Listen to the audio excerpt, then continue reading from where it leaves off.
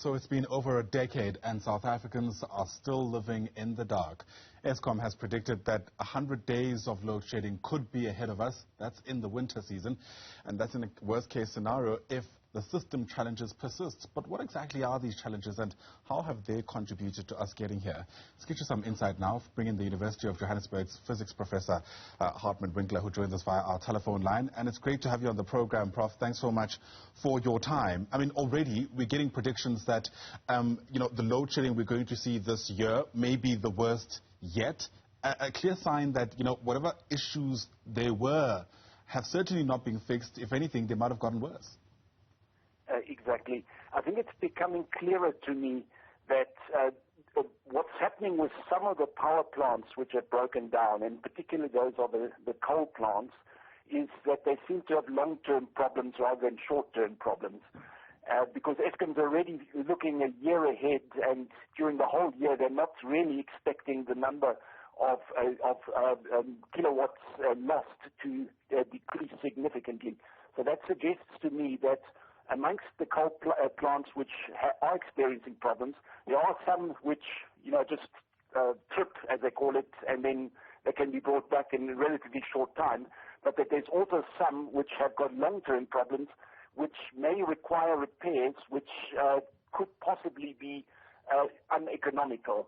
I would love Eskom to actually give us a breakdown of all the issues they're experiencing and whether there are such cases. I know, for example, that at the Medupi plant, they had this explosion, I think it was last year, and they already said it would take at least a year to get all this fixed, that it would be quite expensive. I think they said 2 billion. I know it's also the Duva plant outside Emarhleni, which is also had a long-term issue, but it sounds like there might be more. So for Eskom, it could also be a case that in some cases they're having breakages and it's simply not worthwhile trying to fix those because it's either going to take extremely long to do so or it's too expensive. Yeah. But I think that's really the story. There's just too many plants breaking down that have broken down already, and Eskom is effectively almost working at half its capacity for much of the time.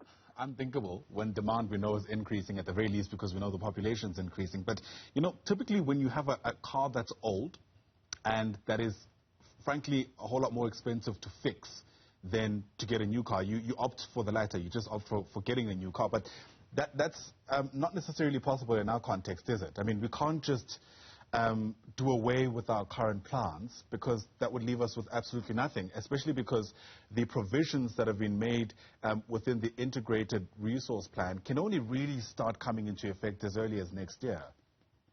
Yes, that's exactly right. It takes a while to build new plants. The best scenario are really the solar and wind plants because those can be put up in just under 2 years normally, although there's also red tape that comes with actually just getting the approvals and all that. So realistically, for example, just a week or two ago, the ministry announced that they were going to be asking for proposals to build 2.6 gigawatts of new wind and solar plants. It's going to take about 2.5 years until those plants are actually going to come up. This was something that was supposed to have happened 2 years ago. I don't know why it was delayed. But if it had happened 2 years ago, we could be looking forward to a little bit of relief, not much. That all amounts to just one stage of load shedding, effectively. We could have looked forward to a little bit of relief later this year.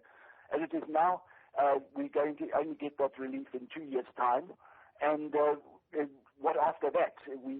What they should be, because they're now 2 years behind schedule, they should be doing something to catch up on the lost time. I don't see that happening. Furthermore, the plan itself that the government is working on is actually already outdated. It's supposed to be updated every 2 years, and that hasn't happened either because this plan was approved in 2019. It was actually prepared a year or two earlier than that. So there too, the ministry really needs to, as a matter of urgency, get some sort of a national planning effort done right away that we can see how we navigate the next 5 to 10 years as best as we can. I wonder whether, we could do some scenario building around what should have happened and where that would have I guess, left us today. I mean, Kusile and Medupi, we know, were meant to be the saving grace, so to speak. I mean, these were the new power plants that were meant to come on board and at least mitigate, the kind of load shedding we're having today. But we know that because of things like the wrong specifications being put in place in the building of these plants, ironically, they're contributing in the wrong ways. If these two plants did come online properly, were they going to be, I guess, effective enough to bridge the gap? It would help a little bit. Bearing in mind that, as I said earlier, one of the units at Medupi is not functioning at the moment. They are getting close to finishing that. I don't know the exact number, but certainly that was a plan. The Medupi and Kusile itself amount to between 9 and 10 gigawatts. So that's a big chunk of the South African electricity requirement, which is about 35 gigawatts. If those two were working properly right now, we would be a little bit better off. Instead of load shedding stage 3, we'd probably be at stage 1 or maybe or even no load shedding at all. So the delays in getting them finished have certainly affected us. But Medupi and Kusile were supposed to be replacing the older coal plants, which are now all one by one supposed to be switched off over the next 20 years or so, simply because they're getting too old and also because of the carbon emissions.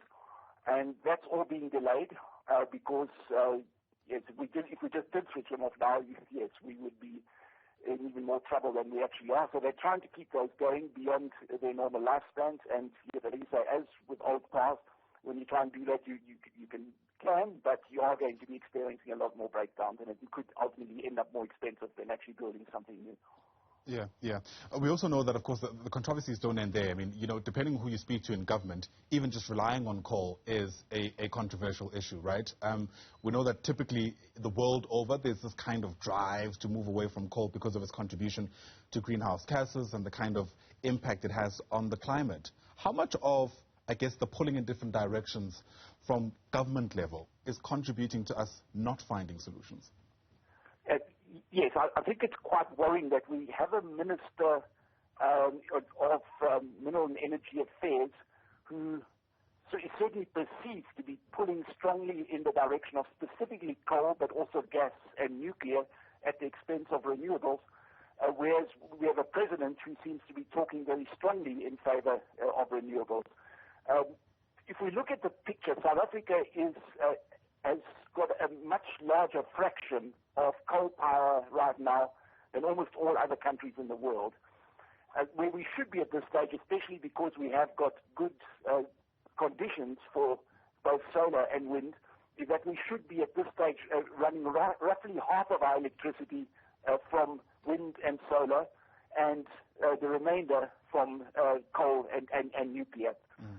With that fraction of renewable gradually increasing until maybe in 20, 30 years' time, most of it would be coming from those sources. But right now, yes, there is this idea that we should be looking for new oil and gas sources off the coast, even though it really seems to, even if they were to strike gas and oil in substantial numbers, it would take a long time until you could actually utilize this. Similar with projects such as a new nuclear plant. The best case scenario to me is that you might then, if you decide you want to build one today, that it's going to be ready in about 10 years' time. What is then going to happen in the interim? So I think in the interim, for the medium term, all one can really hope for is to really boost and increase the number of especially solar and wind plants, to bring ourselves in line with what's happening with most the rest of the globe. If you look at a country like China, they're investing massively in renewable energy. They were traditionally also very heavily dependent on coal and have quite a bit of nuclear as well. But their main thrust at the moment is to increase their fraction of renewables. Sure.